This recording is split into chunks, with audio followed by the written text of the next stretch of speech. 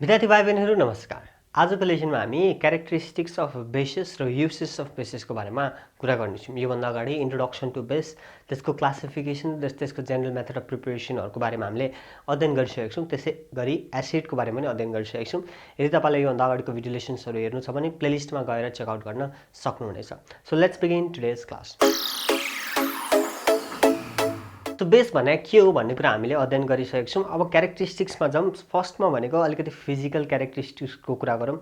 So बेसको first characteristics भनेको के हो त? यो भनेको बिटर इन टेस्ट हुन्छ।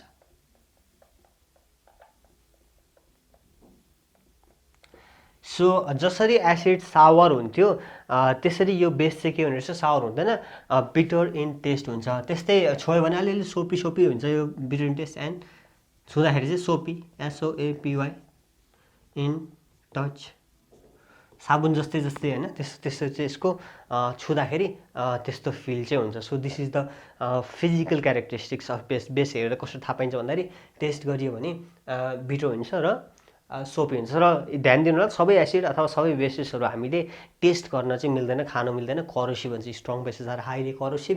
जसरी एसिड एट्याकमा एसिडहरू देख्नु भएको छ नि तपाईँले, एसिडले कसरी इट अवे गर्छ, त्यसरी बेसले पनि इट अवे गर्न सक्छ स्ट्रङ बेसिसहरूले। त्यसै गरी अर्को क्यारेक्टरिस्टिक्स भनेको यसले लिटमस पेपरलाई चेन्ज गर्न सक्नेछ। बेसिसले चाहिँ के गर्नेछ? लिटमस पेपरलाई चेन्ज गर्न सक्नेछ। जसरी ब्लू लिटमसलाई एसिडले रेडमा लान्छ, त्यसरी यसले चाहिँ रेड लिटमसलाई ब्लूमा लानेछ। Turns red litmus into blue. त्यस्तै अरू इन्डिकेटर फेनोल्फथालिनहरू, मिथाइलोरेन्जतिर पनि यसले क्यारेक्टरिस्टिक्स कलर चेन्ज गर्नेछ, त्यो हेर्नु होला। सो दुईवटा प्राइमेरी क्यारेक्टरिस्टिक्स, फर्स्ट भनेको टेस्ट कस्तो हुन्छ र त्यसको टची फिल कस्तो हुन्छ र त्यसले लिटमस कसरी चेन्ज गर्छ। नम्बर 2को चाहिँ के हो भन्दाखेरि यो टेस्ट अफ बेस। बेस कसरी थाहा हुन्छ तपाईँले हेरेर कसरी थाहा हुन्छ भन्दा लिटमस पेपर युज गरेर तपाईँले थाहा पाउन सक्नुहुन्छ। त्यस्तै फेनोल्फथालिन, मिथाइलोरेन्ज र क्याबेजको खोलसँग पनि त्यसले त्यस्तै क्यारेक्टरिस्टिक्स कलर चेन्ज देखाउँछ जसरी एसिडले देखाएको हुन्छ। त्यस्तै अर्को क्यारेक्टरिस्टिक्स भनेको base reacts with acid. Base के गर्नेछ त? Reacts with acid. Reacts with acid. अब यो त एसिडमा पनि पढेको, हामीले न्युट्रलाइजेसन रियाक्सनमा पनि पढेको। सो बेस र एसिड रियाक्ट हुँदाखेरि के दिन्छ? To give salt and water. के दिने रहेछ? Salt and water.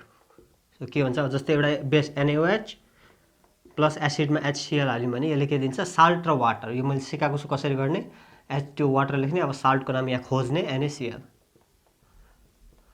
So base react with acid to give salt and water. यो अर्को थर्ड क्यारेक्टरिस्टिक्स हो बेसको केमिकल क्यारेक्टरिस्टिक्समा पुग्यौँ अब हामी। र यो चाहिँ के पनि भन्दाखेरि यो चाहिँ न्युट्रलाइजेसन रियाक्सन पनि भनिन्छ। यसलाई हामीले कुन भन्छौँ? एसिड बेस रियाक्सन, अथवा यो के हो? एसिड बेस रियाक्सन अथवा neutralisation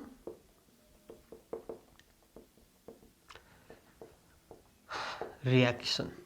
so acid base reaction अथवा न्युट्रलाइजेसन रियाक्सन पनि हो, जहाँ चाहिँ एसिड र बेस रियाक्ट गरेर साल्ट र वाटर दिने गर्छ। त्यस्तै अल्काली भनेर हामीले पढिसकेका छौँ, सल्युबल बेसिस। अल्काली अथवा सल्युबल बेसिस। अल्काली, कुनै कुनै alkali reacts with carbon dioxide.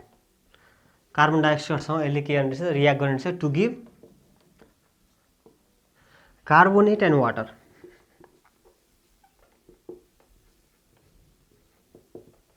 यो अर्को क्यारेक्टरिस्टिक्स हो, कार्बोनेट र वाटर दिन्छ।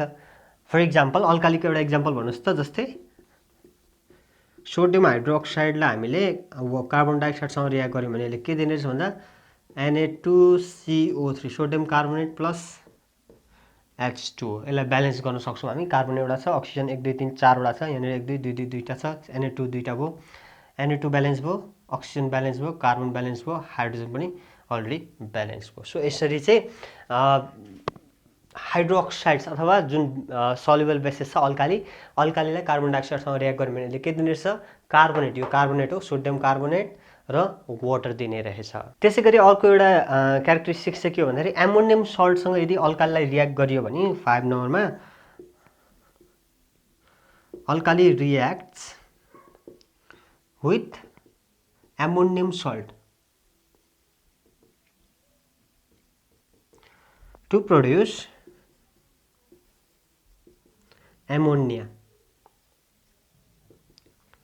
सो एमोनियम सल्ट NH4Cl हैन, त्यसरी एमोनियाको सल्टसँग चाहिँ यदि हामीले सल्युबल बेसिस अफ अल्कालीलाई रियाक्ट गर्यौँ भने यसले के दिने रहेछ त एमोनिया दिने रहेछ। फर इक्जाम्पल NH4Cl कै लिउँ, एमोनियम क्लोराइड भनेको एमोनियम सल्ट भयो र अल्काली एउटा लिउँ, सोडियम हाइड्रोक्साइड लिउँ कमन इजी होस् भनेर। सो यसले के दिने रहेछ, अब के दिन्छ थाहा छैन है, तर निकाल्दै जाउँ त। फर्स्ट त एमोनिया त दिनै पर्यो, NH3 त दिनै पर्यो, NH3 अझै एउटा H बाँकी छ, OH बाँकी छ भनेपछि यसले वाटर दिन्छ। अनि के बाँकी रह्यो, Na र Cl बाँकी छ भनेपछि सोडियम सल्ट पनि दियो, NaCl। सो के प्रड्युस गर्यो भन्दाखेरि एमोनिया यहाँ प्रड्युस गर्यो भनेपछि ammonium salt when रियाक्टेड with alkalis अथवा soluble basis gives ammonia, water र सल्ट है। सो यो एमोनिया हो मेन चाहिँ, एमोनियाको प्रिपेरेसनमा युज गर्न सकिन्छ। त्यसो भए सो एमोनियम सल्टलाई यो अल्कालीसँग रियाक्ट गर्यो भने यसले के दिने रहेछ भन्दाखेरि एमोनिया दिने रहेछ। त्यसै गरी जुन यो वाटर सल्युबल अल्कालीको यत्रो कुरा गऱ्यौँ भने अल्कालीले चाहिँ के गर्छ भन्दाखेरि अल्कालीले OH माइनस आयन दिने रहेछ। सो अल्काली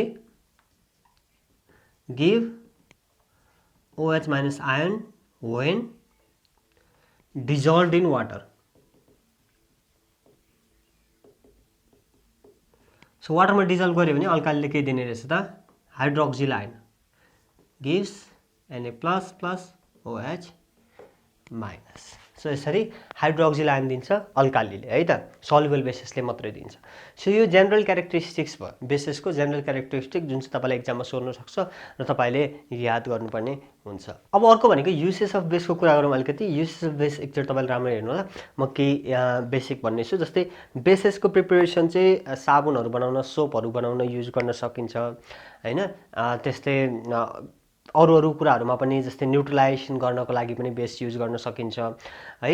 त्यस्तै यो बेकिङ सोडा, वासिङ सोडाहरू बनाउनको लागि पनि युज गर्न सकिन्छ है। त्यसै गरी केमिकल फर्टिलाइजर्स बनाउन, डाइजहरू बनाउन, पेन्ट्सहरू त्योहरू बनाउन पनि युज गर्न सकिन्छ। वाइट वासिङ अफ बिल्डिङ पनि भन्छ, लाइक त्यो गर्न पनि युज गर्न सकिन्छ।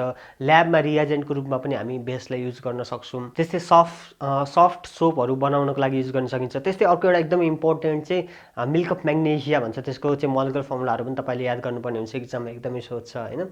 स्टोमकहरूको त्यो उहरूमा पनि युज गर्न सकिन्छ, मिल्क अफ म्याग्नेसिया युज गर्न सकिन्छ। त्यो हाइपर एसिडिटी भन्छ, hyper acidity of stomach reduce गर्नलाई मिल्क अफ म्याग्नेसिया युज गर्न सकिन्छ। अथवा या यो एकदमै इम्पोर्टेन्ट हो, एकदमै एक्जाममा तोकेरै सोध्छ है यिनीहरू चाहिँ, जुन मैले युसेसहरू भने त्यो तोकेरै सोध्छ। Give the chemical formula of milk of magnesia भनेर धेरैचोटि सोधेको छ। त्यस्तै एन्टासिड भन्छ है यसलाई, मिल्क अफ म्याग्नेसियालाई एन्टासिड भन्छ, जसले चाहिँ हाइपर एसिडिटी रिड्युस गर्छ। यो एकदमै सोधेको क्वेसन हो, एकदमै इम्पोर्टेन्ट क्वेसन हो। युसेसमा चाहिँ तपाईँले एकचोटि बुकको थ्रुबाट पनि मजाले सबै पोइन्टहरू हेर्नु होला।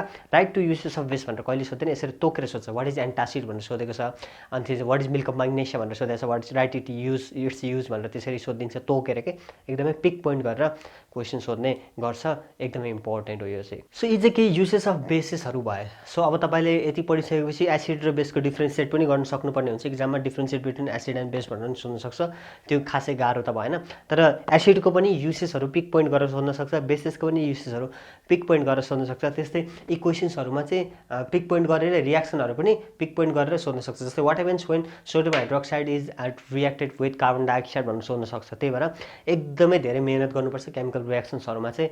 र यो एसिड बेस एन्ड सल्ट्समा चाहिँ सोध्न सक्ने क्वेसन्स कति धेरै छ। मैले अलमोस्ट धेरै क्वेसन्सहरू भन्दै यो भिडियो बनाउँदै पढाउँदै भनिसकेको छु। यदि ध्यान दिएर स्टडी गर्नुभएको छ भने अभियसली सबै क्वेसन यहीँ नैबाट पर्नेछ। सो नेक्स्टमा हामी सार्टको कुरा गर्दैछौँ। So what do think about today's video, got below put a comment, like, subscribe and hit that bell icon. Stay home, stay safe and see you next video. Good by.